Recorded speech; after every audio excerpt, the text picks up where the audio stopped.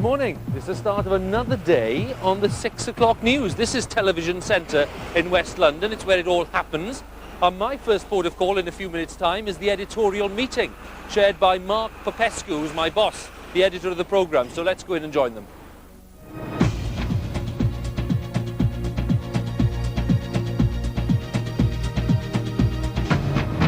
One of the best things about the job is that I don't just come in and read the news. I think I'd go mad if I was doing that.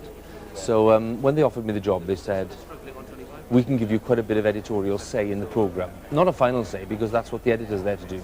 But we've got to be careful not to scaremonger on this, that, you know. We very often have disagreements, there's no doubt about that at all, some heated arguments. I can argue as much as I like, but at the end of the day, if the editor decides he or she wants to do a certain thing, that's it. Now, I've got about 6 hours before I'm on air, so let me tell you a little about the news centre, because this is what we call the news centre. All the news from all over the world, it all comes in here, and then it's all sent out in different directions. It's a pretty impressive operation. All the people you see here are in touch with our correspondents all over the world, and without them, the 6 o'clock news doesn't exist. Now, this is a guided tour that very few people get, because not many people are allowed in here. It's where we actually do the news. And this is it. This is Studio N6, and as you can see, it's a little more cosy than it appears on telly, where we've got a big wide lens and it makes the studio look huge. This is my seat, and that's my camera there, camera 3, and I can see what's going on in the screens in front of me, and I've got my own computer here in the desk, and everything's on autocue for me to read very nicely. And as you can see behind me, we have a live camera shot of the newsroom itself. Let me let you into a little secret. It's not absolutely live. It's slightly delayed.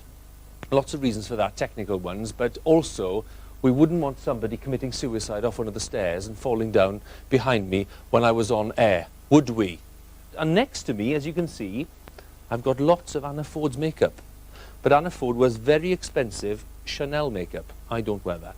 And I also don't think that pink is my colour. Anna's got the 1 o'clock news, which is a much tougher operation than the 6. It's because it's live, you see. I mean, you look very smooth, but then it's a little easier, isn't it? You just read. Read aloud. Thanks, Anna. Thanks, Anna. Was that how you did the 6? Yes.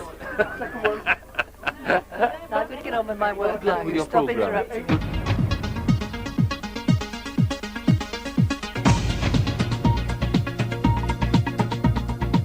The tension normally mounts after 4 o'clock. It's that 2 hours before we're on air, when everyone's trying to get things ready, people get slightly short-tempered, and that's when things get a little more tense.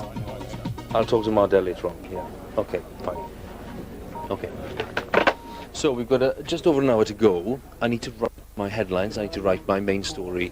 We have now got a main story, which is the politics. Tony Blair hits back at Margaret Thatcher and William Hague, so that's good for us. I've got quite a bit to do now in the next hour to get it all together, so I'll get on with it. We don't actually have a programme yet. Yeah. The Mardell's done. It's ready. We don't have a programme yet. That's what I like to know. A few minutes before we go on. So you're happy with... Nothing ready. 30 seconds to air then. 30 seconds. There's no doubt at all for me that the high point of the day is when the clock hits 6 o'clock and BBC One presentation says, now the 6 o'clock news with Huw Edwards. And then I say, good evening.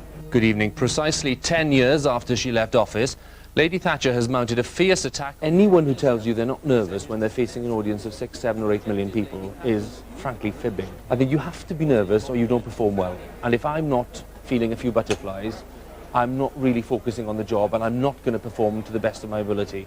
Some important news just in. The electoral authorities in Dade County in Florida say they will not go ahead with their manual recount of votes. Some Republicans are already claiming that this decision means that George W. Bush will probably be the next president. 7, 6, 5, 4, 3, 2, 1.